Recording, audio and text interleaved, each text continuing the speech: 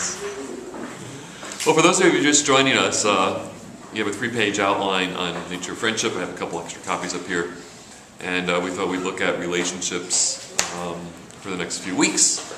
Last week we covered most of page 1, and I would like to review a few points on that. And I only have 2 main things I want to cover today. Roman numeral 5, the first couple points. So it should be fairly smooth. Last week I started by asking people to think of some folks that they would consider friends.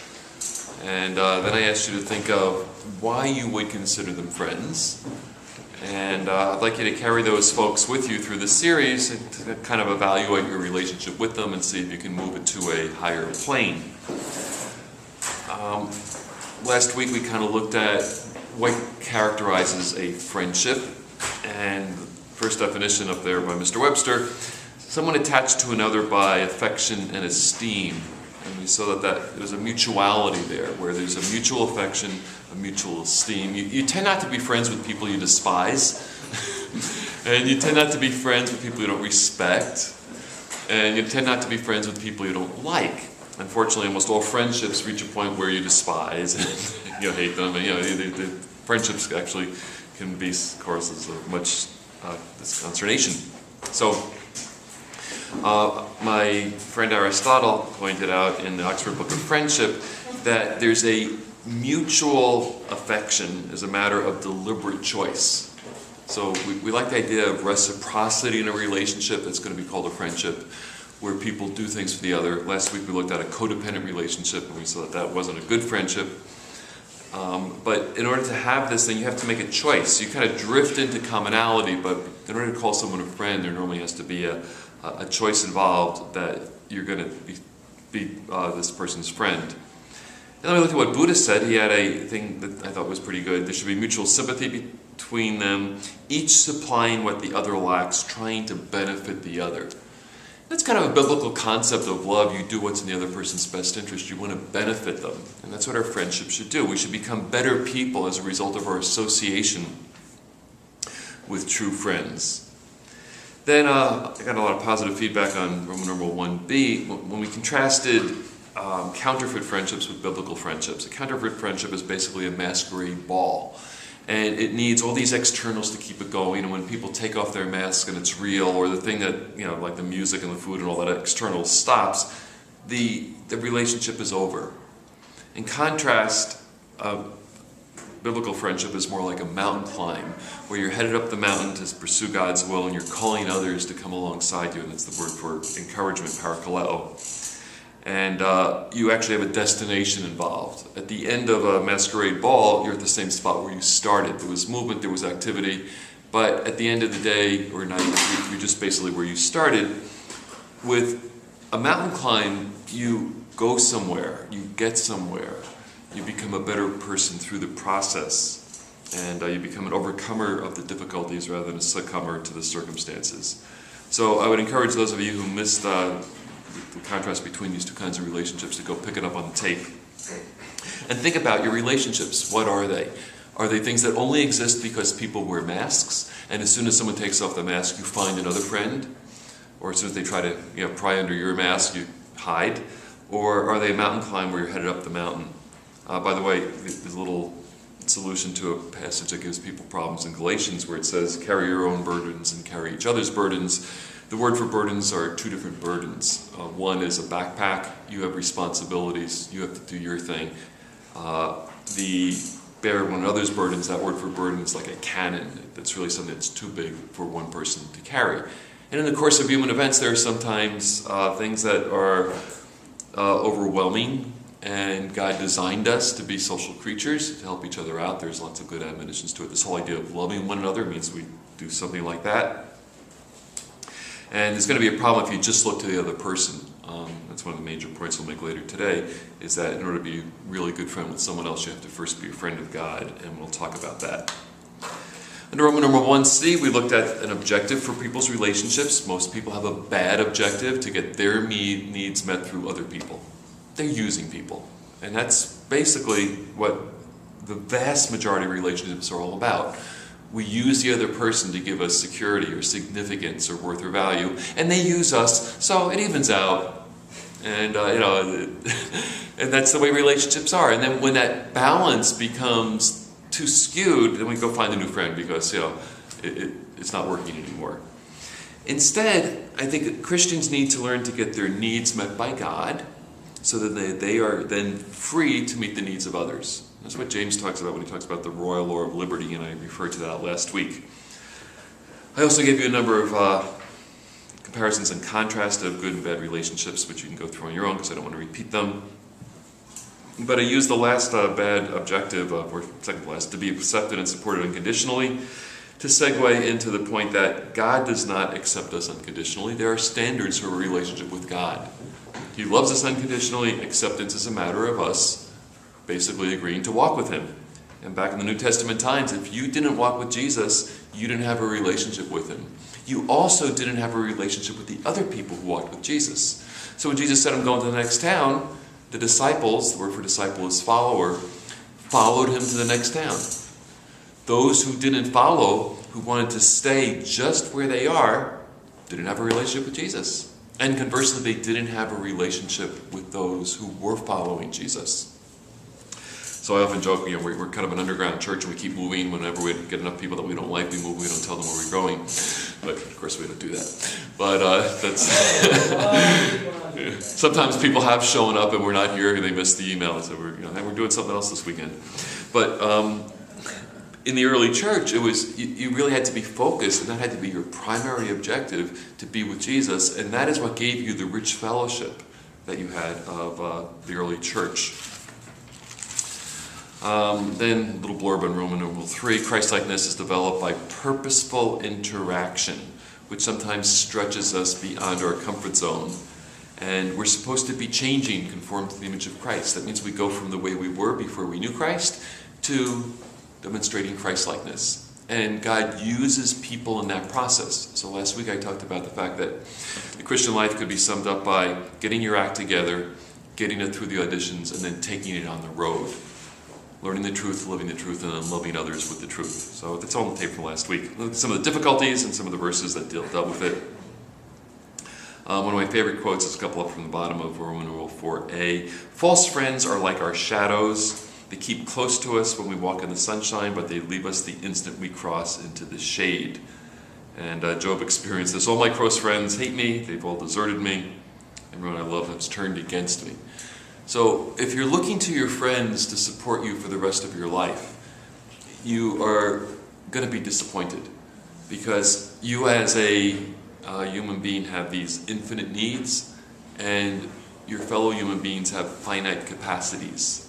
God made us with needs that can only be met by Him, so if we're looking to other people always to meet our needs, we will not only be disappointed, but we will wind up being lonely and friendless. Because why would you want to hang around a person who's incredibly needy? The only reason you'd hang around them is because you love them, you want to turn them to God, so God can meet their needs, and then you can interact as a mutual relationship. Now, sometimes people get so damaged and beat up by life that they need a little bit of extra loving, tender care, and that's what we do. We draw on God's grace to have the ability to meet those needs, to get them plugged into God's grace, and then everybody's happy. But what happens in a lot of churches is there's these codependent relationships where you need someone, so I'll be the person that you need because I need to be needed. And codependent relationships, I think, are real, all over the place in lots of churches, because people really don't have their needs first met by God. So that's why we want to get people's needs met by God, and I'm going to get to that in a few minutes. I have 10, if you're a Mel Brooks fan, you know why it says 7 commandments, for bad friendships. Yes, we dropped them. And basically they're selfishness. Your own best friend, put no other friends before you. So that you're going to have bad relationships if you think that you come first. Philippians says if you want joy, you put Jesus first, others second, yourself last. People use friends for their own purposes. They care more about what their friends think than they do what God thinks, and that's a fatal flaw in relationships. People will make sacrifices and compromises to keep their friends liking them for the false security that somebody cares. From most of my understanding of junior high, going into high school. That's kind of what it's all about.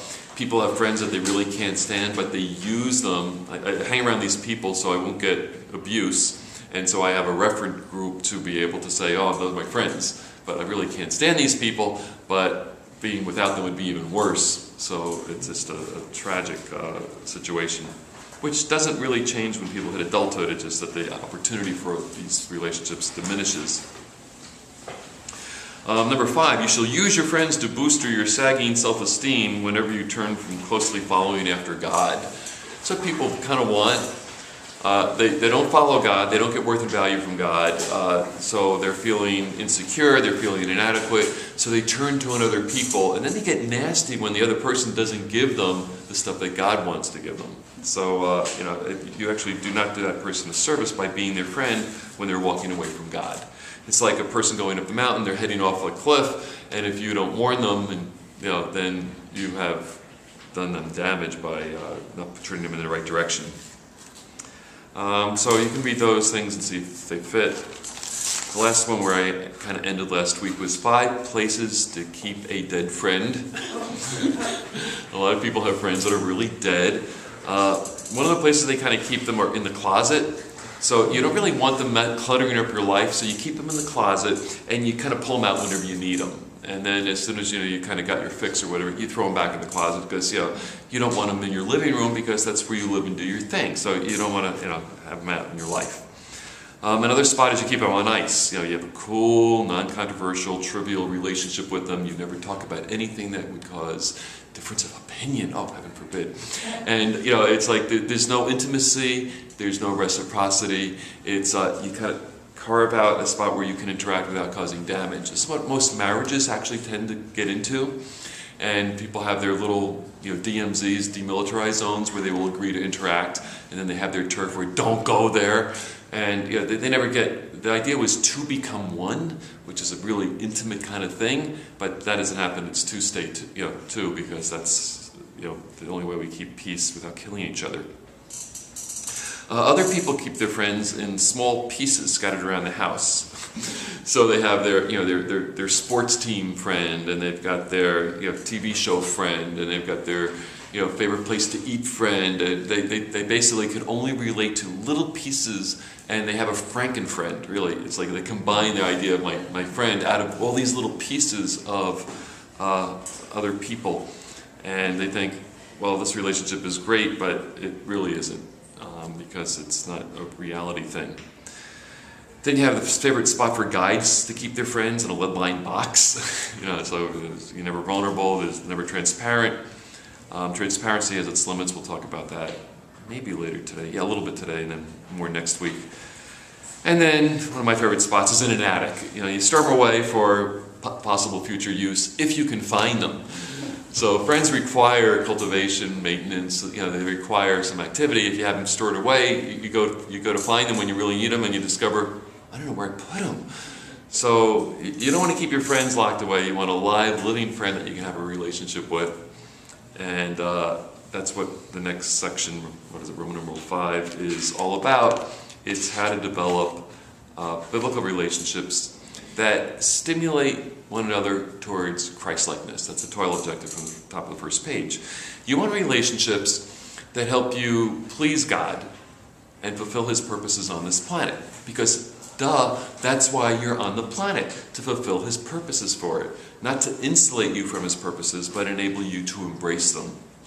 So I mentioned this a little bit last week. When the early church got together, they had this commonality of commitment to Christ that cost them sometimes their job, their home, other relationships, and eventually, for many of them, their very lives.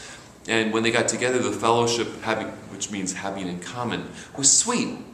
Because the commitment to Christ was such that it was more than anything else, and here they had another person who had a similar commitment to Christ, and it was wonderful. If you've traveled overseas and you find a fellow countryman, it's like, oh wow, I remember when I was in college, I spent some time over in Zermatt, and I'm walking, it's over in Switzerland, during one of the intersessions, and I'm walking down the street, and I'd been there for like 3 or 4 weeks. And there weren't that many people who spoke English. There weren't that many people who understood what I was about. You know, I was like, so it was a little bit lonely. It was really beneficial for me spiritually. But I see three guys walking down the street, and they're guys I knew from college. And you know, then all of a sudden we're best friends. It's like, you know, we never really talked much back in Ithaca, but here, you know, it's like in Switzerland, it's like, oh wow, you know, and we basically spent the rest of the time that they were there. They were only there for a week, together having a really good time because there was a commonality. So commonality is an essential piece of friendship. And if you want really good relationships with other believers, you got to have a good relationship with God. Otherwise, you have no commonality. If you're not following Jesus, it's really tough to have a relationship with the other people who are following Jesus. So you know, the idea is you want to follow him, and if you're having difficulty following, well, that's what we're all about. We help each other follow him. Which brings us to, I believe, Roman numeral 5. In order to be friends with each other, we must, bingo, first be a friend of God. B, develop the character and skill set necessary for developing good friendships. That's the bulk of what I want to talk about today. And then next week, we'll talk about how to practice the various skills and activities of friendships. So let's talk about first being a friend of God. Last week when I asked you to come up with your list of friends, and for those of you just joining us this week, in that list of people that you call friends, was God on the list? And would God put you on his list of friends? You know, on God's Facebook account? Would he accept your friend request? Who is this person that's asking me to be their friend? I don't know this person. So the thought of being a friend of God, I mean, I'm all for having a biblical relationship with God, which involves fearing him, but it also involves being a friend of him. And again, I want to emphasize this. Can you say that God is your friend and you are God's friend? Is there mutual esteem, mutual respect?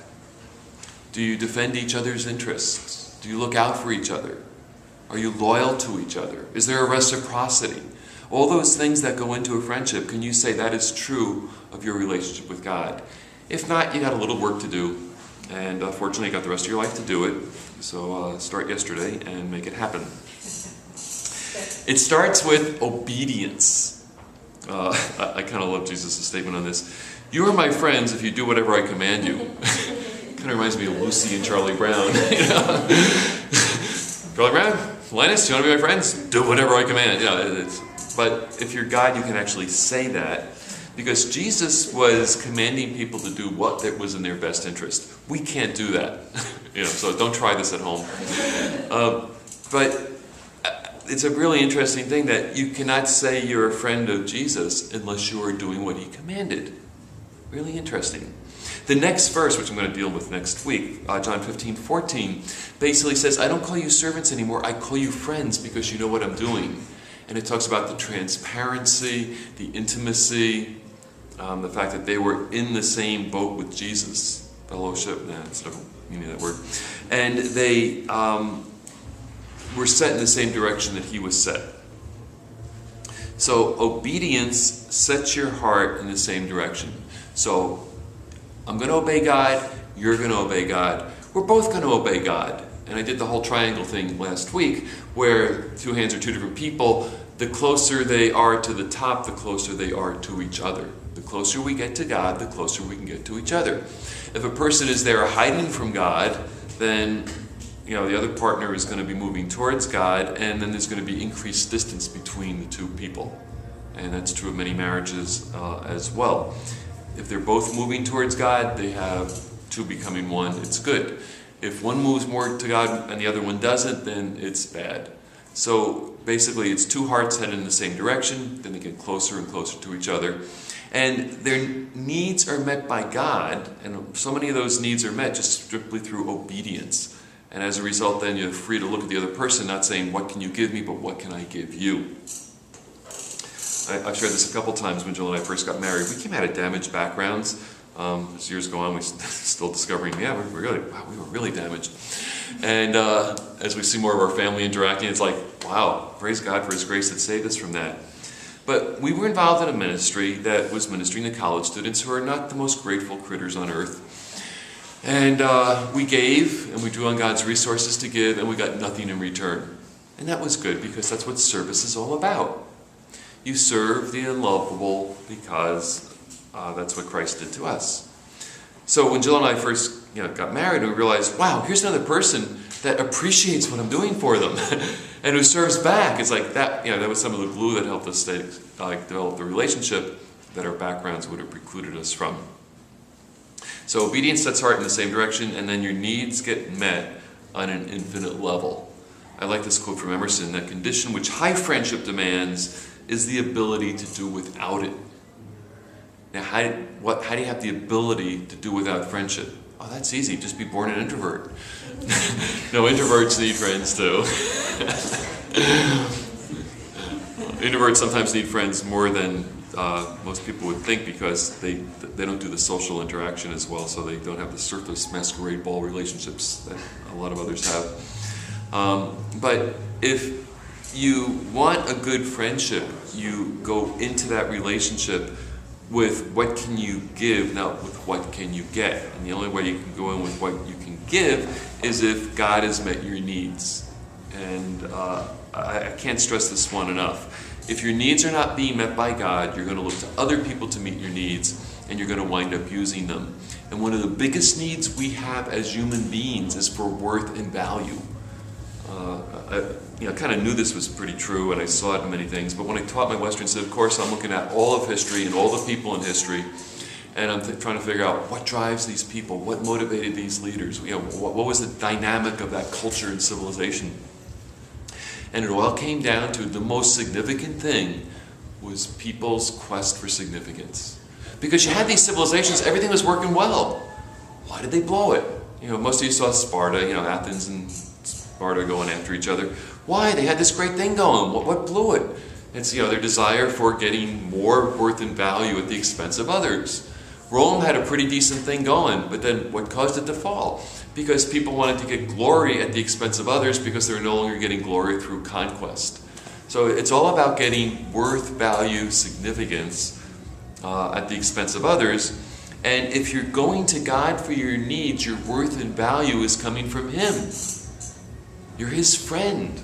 You hear, "Well done, good and faithful servant," echoing in your mind every day, because you're doing what God wants. You're being faithful, you're being a servant, and you're being good most of the time. So, being a friend of God helps your needs get met, so you can then enter into relationships without a self-centered perspective, because that ruins almost every relationship. You all know those people who do, "Oh, enough about me, how about you, why don't you talk about me?" So that's what makes it go bad. Which brings us to number 3. In this relationship with God, you get insights from His Word and from your relationship with Him that can be helpful to others. Now, one of the things I frequently hear in the praise time is people praising God for the way He used another person in their life. Wow. And God gives insights to us for the benefit of others. We're supposed to learn from each other, teach one another, admonish one another. And that happens as a result of getting insights from God's Word, which you get from being His friend. In being a friend of God, you become a person of worth. Do any of you, I'm sure most of you do, you know someone who knows someone really significant, right? Of course, we always drop that name. Oh yeah, I know so-and-so who knows so-and-so. And then it's like, I know so-and-so because I know this intermediary. But you kind of want a person as a friend who has worth, value, and significance. The whole idea of, I touched the hand of someone who touched a celebrity, therefore I must be significant because, by the germ count, I'm touched a celebrity too. And I remember people when I was a kid saying, "I'm never going to wash this hand again." I shook the hand of so-and-so. That lasted probably 2 days, and then I made him wash their hands. All right. But by being a friend of God, you really become a person of worth and value. Do you know the list of God's friends in Scripture is really limited? You got Abraham, you got David, and those are the only 2 people that are called friends. You got Daniel by extension, you got Job, you got Joseph, you got Paul, you got these others. But by and large, the list of people that God would say, wow, come on up here, have a seat next to me, friend, are relatively limited. That's because the list of people who obey God in Scripture is really, really limited. So you basically become a worth and value by doing what God requires. 2 Chronicles 27, chronicler is recounting God's promises, and he said, you gave it to the seed of Abraham, your friend, forever. Similar theme in Isaiah 41:8. Abraham was given the promises because he obeyed God, and then God said, buddy, you're it. And James recounts this as well in 2:23. Abraham believed God, it was credited to him righteousness, and he was called a friend of God. And I think most Christians' experience is you believe God, you believe what he said, he gives you righteousness. And that's where it ends. They don't have this next journey with God that makes them a friend of God. And Abraham walked for a long time without getting anything from God, but believing him and trusting in him. And I think that's part of why God called him his friend. As you are obeying God, your character becomes more lovable. Who knew? People start out being extremely self-centered. In fact, the way I try to prove the idea that the Enlightenment idea of the innate goodness of man is bogus is by asking people if they have a 2-year-old niece or nephew, and a lot of them tend to. And I said, have you ever noticed how wonderfully other-centered they are? How they'll say to another kid, oh, here, you take my toy and you play with it. And they start looking at me like, huh? Sarcasm, people. Yeah, kids are very, very self-centered. And we, at one time, were kids. Yeah, this might come as a shock to you. But we continue our self-centeredness unless something happens to change it. The 2 or 3-year-old toddler needs to eventually realize, oh, the world doesn't revolve around him or her, that there are other people there, and then they can start maturing as an adult, or the process of maturing towards adulthood. So when you are working on obeying God, you become less odious to those around you, and you become a little more lovable, and you're no longer this self-centered, stinking mess, but you actually can be something that's useful and productive, and then you kind of move on to be someone who becomes other-centered, and you become someone that you could actually enjoy and esteem and value in terms of a relationship. Emerson also said the only way to have a friend is to be one. Proverbs says if you want to have friends, you got to show yourself to be friendly. So there are certain skills that friends have, and I'm going to talk about them in the following material, that basically make us become more lovable. Proverbs 22:11, he who loves pureness of heart, because of the grace of his lips, it's going to come from the purity of his heart. Even the king will be his friend. So it develops character. Remember I did a series on character. Character was making yourself do something you didn't want to do. It's that simple. And parents are supposed to teach their kids character, which means, no, you cannot have that toy when you want it. You may not hit that person on the head with your bottle, even though they really deserve it and you want to do it. You have to restrain yourself. And then this self-restraint is actually, I think, one of the most essential characteristics of friendship. Another reason you want to be a friend of God first is it gives you resources for rocky times in the relationship. I quoted a couple verses last week that talk about difficulties in relationships. Yeah, there are always going to be difficulties. People are going to be looking at things different times. You're going to have these things running through you called emotions, particularly adrenaline, which basically gets to fight, flight, and normally it's fight. And people just kind of, when the emotions get involved, they stop thinking rationally, and you get rocky times. That comes from throwing rocks at each other too. So what do you do when your friends throw rocks at you? Duck is good. But a few of them are going to hit you and you're going to feel bad. And then you're going to need things like grace to forgive and overcome bitterness and to restore and reconcile. All those things that are necessary for patching up relationships that have dashed on the rocks of normal life. So where are you going to get those resources from? And it's like it's cartoons of two little kids in middle school, basically being best friends in one scene and basically being worst enemies in the next scene. So how do you get patched back? How do you get it patched back together? Well, having a relationship with God and understanding grace and forgiveness and power and how God went through suffering in his relationships gives us resources for loving others and being a friend of them. One of the things that I think causes problems in relationships is when there's not a reciprocity. And if it's not 50-50, someone's getting the shorter end of the stick. And when it gets to 60-40, okay, most relationships can kind of tolerate 60-40 going one way or the other.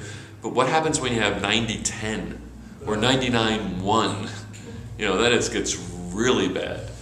But I was reflecting on God's relationships with his people that he loves, it's like 99.999 to the 0.0001, because God has this desire to love his people, and his people don't reciprocate.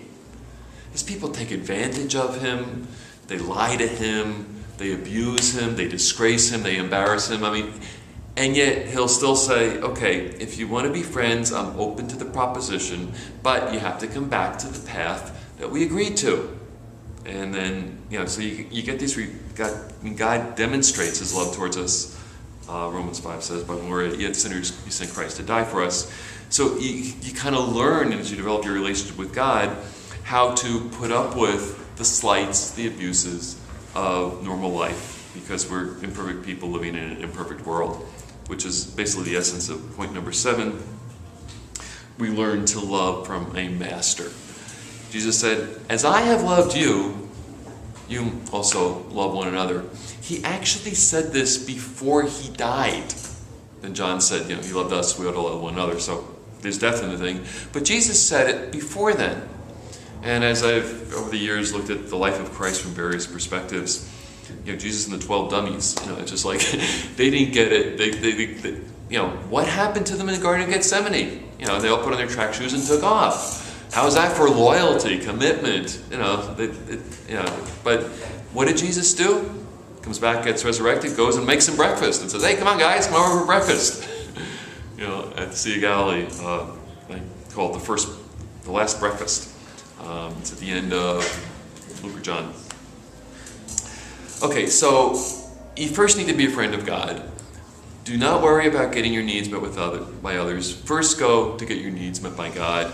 And this is a sermon I'll probably do sometime this year called Can God Meet Emotional Needs? And in the morning when I'm making my coffee and trying to get my eyes open, I've started popping it's the U Bible, and it reads the Psalms to me. And I'm just thinking, people need to spend time in the Psalms. There is phenomenal, accurate theology all over the place in the Psalms. And it talks about God meeting our needs. I call down, God help me. Why are you cast down on my soul? Get up, come on, buck up, boy. And praise God. It's got such great stuff. So you really can become a friend of God through the Psalms.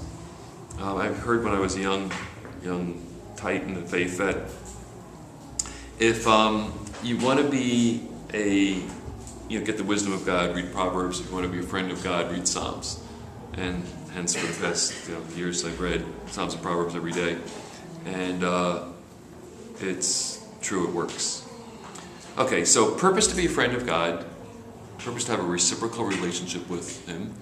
Eventually I think people need to get to the point where you ask, God, anything I can do for you? Have you ever asked God that? How can I advance your purposes on this earth?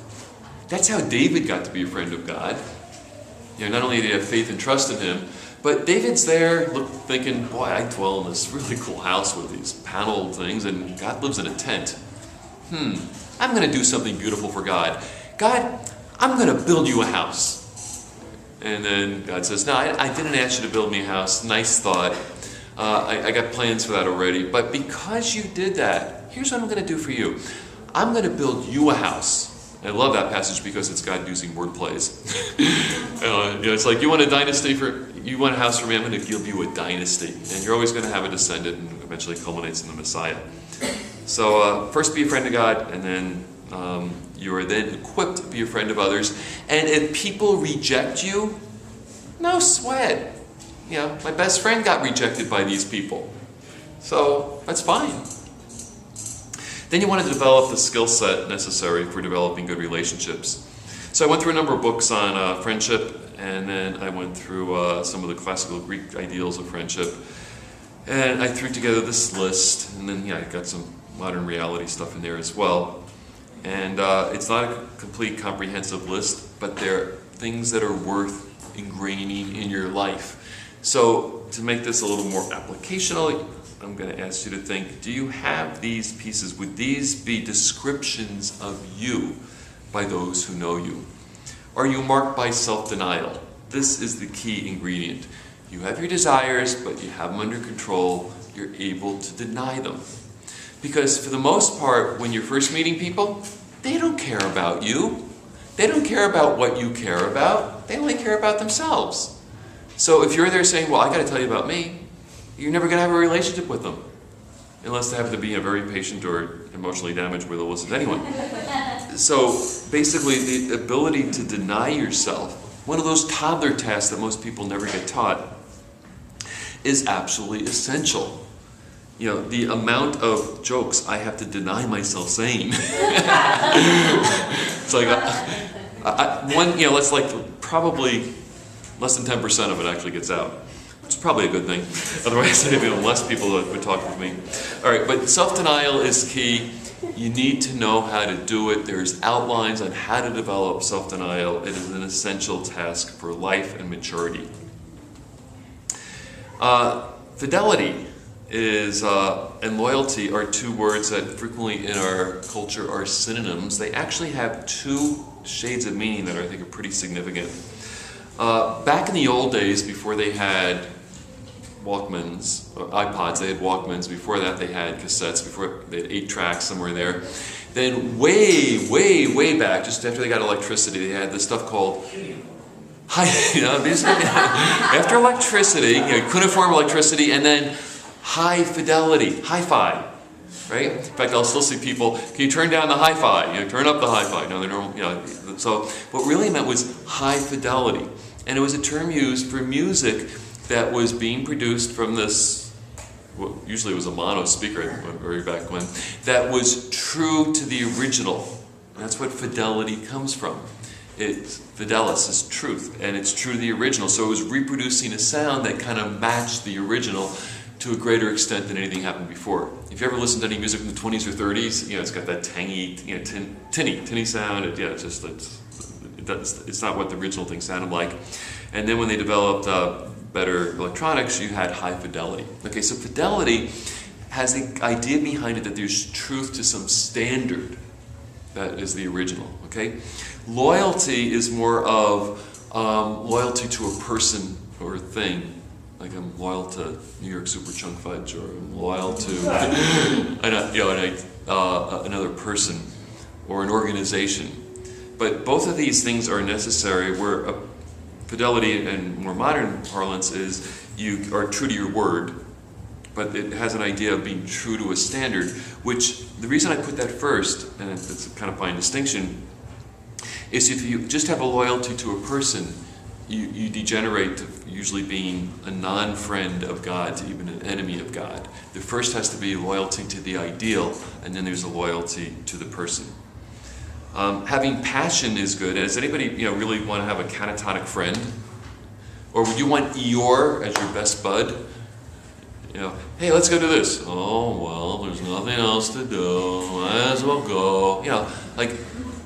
You kind of vivacious, enthusiastic, those are characteristics that make us want to be around people. And Christians should have these in spades because we have a God that lives in us, and He is a God that has all these attributes and characteristics.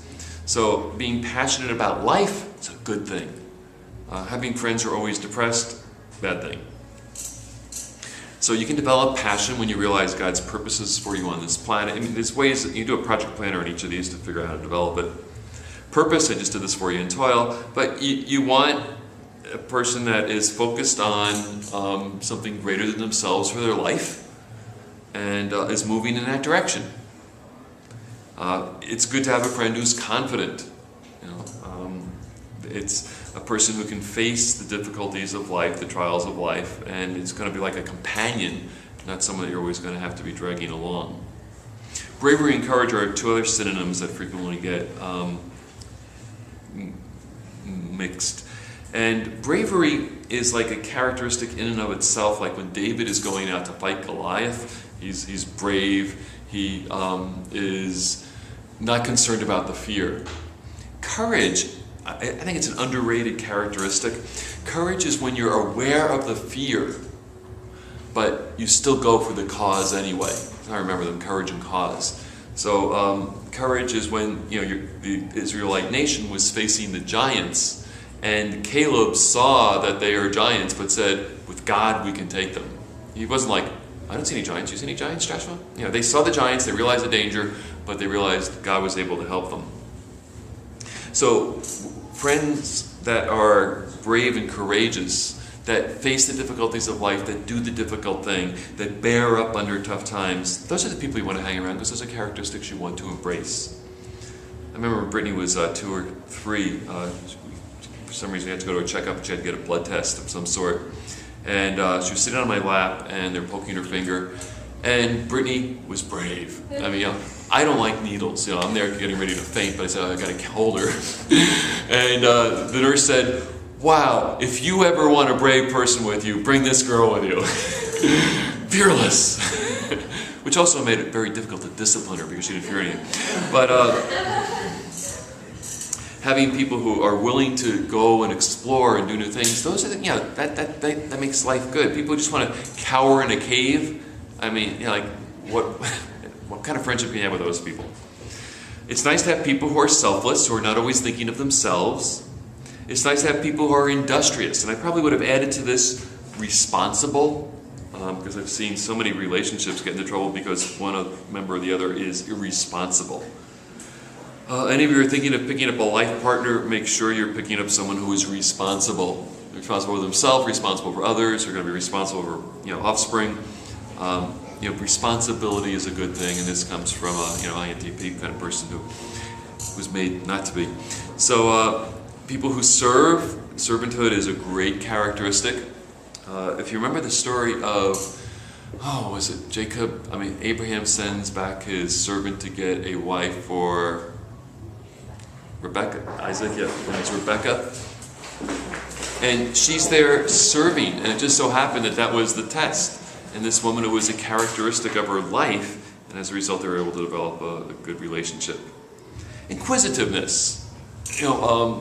My wife comes from a more English family, I came from a more Irish family. Irish families tend to be a little less reserved, English tend to be a little more reserved.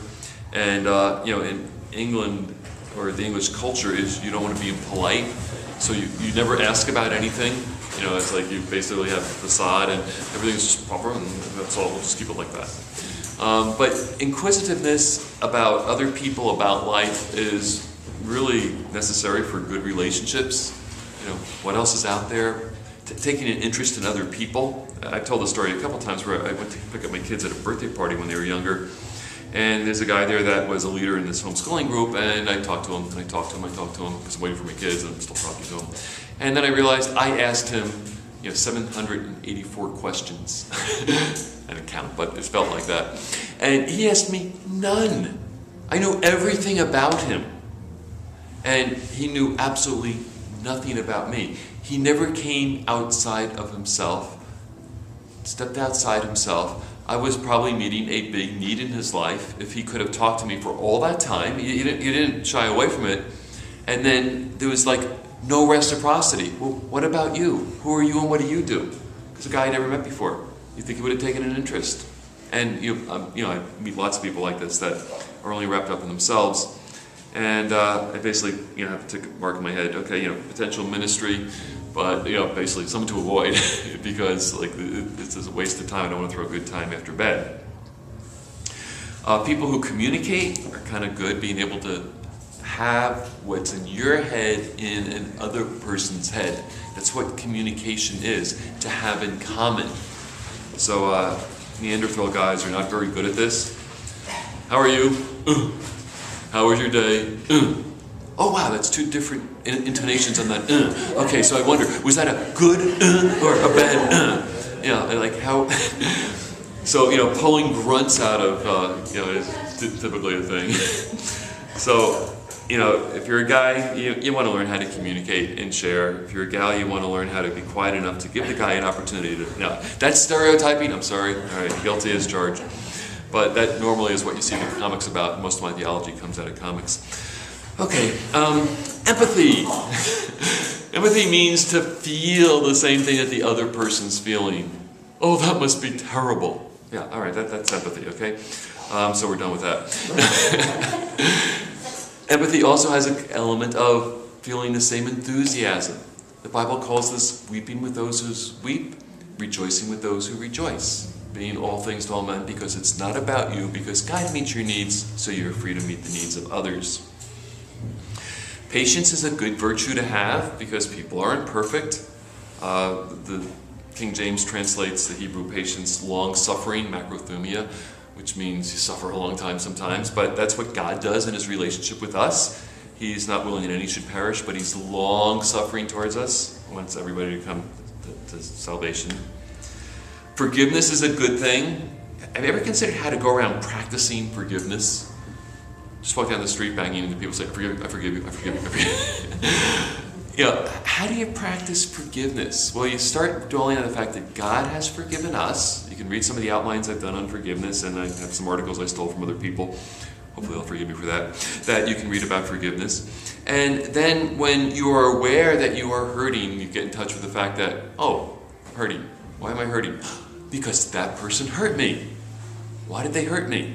I didn't deserve that. You're right, but Jesus didn't deserve to die for our sins. What would Jesus do in this situation? He would say, Father, forgive them, they don't know what they're doing. I normally do the, Father, they don't know what they're doing. Another way of saying that is, you moron. But you got to first say, Father, forgive them, and then, yeah, they probably didn't know. Would they have hurt you if they knew that they were hurting you? Now, the really tough thing in life is when the answer to that question is yes. And then, what would God do? He would forgive them. He might not have a relationship with them. He wouldn't be really close to them. But he wouldn't be tied up with bitterness. So learning to forgive others and be free of it is great. Fortunately, I had a lot of practice with that growing up.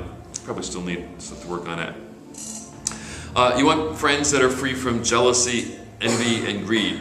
That means you want to be a friend that's free from jealousy, envy, and greed. You aren't jealous when they spend time with others. You aren't possessive and demanding that you have them. You don't want what they've got in their stuff.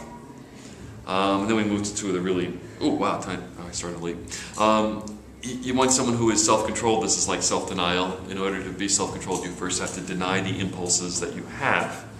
And particularly tongue, to not say the things that are perfectly legitimate to say, that are perfectly accurate, but probably are not helpful for the relationship at that point. Usually they're never helpful.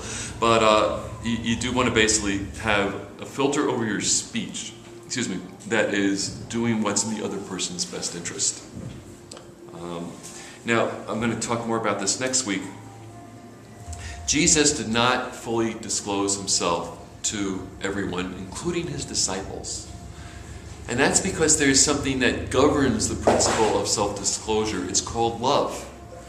Jesus was governed by love, which is the higher objective than self-disclosure. He would think, what's in the best interest of this person? Should they know this or not know this? And is this in accord with the Father's will for them to know this or not? So there's this piece that I'm going to lead into the next ones where you are self-controlled. You don't just blurt out. Your speech, like every other aspect of your life, should be purposeful. You say things because it benefits others. Sometimes I will say things to get people to have commonality with me or to establish credibility with someone. But I'm not getting my worth and value from how they respond to me. But I'm getting my worth and value from God being pleased that my interaction with them is according to his purpose and plan. I had a friend who went to seminary and then kind of wanted to actually be a missionary in some godforsaken place, Turkey or Albania or someplace like that, and then wound up working with helping hurting churches get back together. And he went through this training from this organization. He went on to get a doctorate from another seminary. And he came back, and I was kind of meeting with him, asking him what he learned. And he said, our big thing is having nothing to hide, nothing to prove, and no one to impress. Now, those are pretty decent. Let's look at them a little closely. Nothing to hide. What you see is what you get. There's a certain holiness, integrity, honesty in the person. Nothing to prove. I don't need to get worth and value from anyone else because I get worth and value from God. And hence I don't need to impress anyone. The reason they came up with these is because this ministry worked a lot with churches that failed because they had really bad pastors, and those were the dynamics under which most of them operated upon. Two others, tact and truth-speaking in love. Tact is the ability to say what people don't want to hear in such a way they don't get overly offended. One of my favorite lines from Paul is, have I become your enemy by telling you the truth? And I normally get the answer, yes, you have. All right, it's over. One of the things I've frequently found in difficult relationships is saying something or encouraging others to say this kind of line. Is there any way I could have told you that and not offended you? Could I have told you that you're a dirty, rotten, self-centered sinner in such a way that you would not get offended? Basically, people do not want to hear the truth frequently. So tact means telling them the truth in such a way that they don't get offended. But don't make this your lifetime goal, because Jesus offended people regularly. The people he offended were hypocrites who didn't want to walk with God. The people who did want to walk with God, they loved him. The people loved him. The hypocritical Pharisees hated him.